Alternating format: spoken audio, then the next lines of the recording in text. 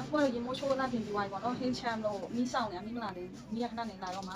အခုကကျတုံဖြူရယ်ချင်းရယ်အနီရယ်ခွာထားပြီးသွားပြီမီးလိုက်ရင်မဆလာကြိတ်ပြီးတော့ဒီနေ့ကလည်းပဲဟင်းချက်မယ်ကလည်းပဲညတညလုံးရေစိမ်ပြီးတော့ပြုတ်ထားတာပေါ့ဒီဥစ္စာလေးကိုစားလေးနဲ့ထည့်ပြီးတော့ပြုတ်ထားတယ်ဒါလေးမဆလာလေးနဲ့ချက်ပါမယ်ရှင်အခုကတော့မီးလာပြီပေါ့နော်မီးလာပြီဆိုတော့ကျတုံအနီအခုချိန်မှပြီးနေပြီမဆလာကြိတ်မယ်နော်ကျတုံဖြူရယ်အနီရယ်ဟိုချင်းရယ်အဖြူနဲ့ဂျင်းနဲ့ကြတော့ရောထောင်းမယ်အနီကဒီတိုင်းပြီးတော့ဆက်တာပဲအနီလေးနေအောင်ပေါ့နော်ဒီကကျတော့အထူနဲ့ကျင်းတော့ရောထောင်းတယ်ဒီနေ့ကတော့နောက်ကျနေပြီဒီမှာရထားနောက်ကျသွားတယ်အကောင်လုံးနောက်ကျတယ်နောက်ကျလည်းဘာမှဖြစ်ပါဘူး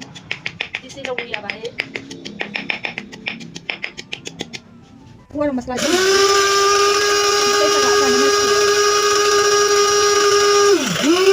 ဒါလေးကတော့ကျိတ်ဆန်းနဲ့ကျိတ်ထားတဲ့မဆလာပါတော့မှုတ်သွားပြီနော်ဒီဥစ္စာကိုဟင်းချက်မှာနားကျိတ်ထားတဲ့မဆလာတဲ့ရေလေးနဲ့ရောပါမယ်အနည်းလေးဖြစ်သွားအောင်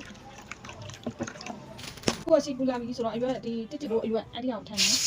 ပြီးတော့ဒီစက်တုံးကြီးထောင်းထားတယ်စက်တုံးကြီးကြီးထားတယ်ဒီကလေးထမ်းတယ်ဒီပေါင်းပါလေးတော့ဒီနေ့တော့ထမ်းတယ်နော်စီကတက်စီအားလေးစက်တုံးကြီးအနည်းလေးကိုနှုံးညောင်းပါမယ်စက်တုံးကြီးနှုံးသွားပြီလားဆိုခုနကဖြော်ထားတဲ့မဆလာလေးကိုထမ်းမယ်ဒီမှာရုပ်တိတဲ့တစ်ခါလေးထပ်ကြိတ်ပြီးသားနော်ဘာမှမထဲတော့ဒါလေးကတော့မဆလာကြော်နေရဖြစ်ပါတယ်စီကနာကြော်တာပြီးရင်ဒီကလေးလေးရောပါမယ်ခုကတော့ဟင်းချက်လို့ပြီးသွားပါပြီဒီမှာချက်ထားတဲ့ကလေးပဲဟင်းလေးပေါ့ပြီးသွားပါပြီဒီစားလို့ရပါပြီ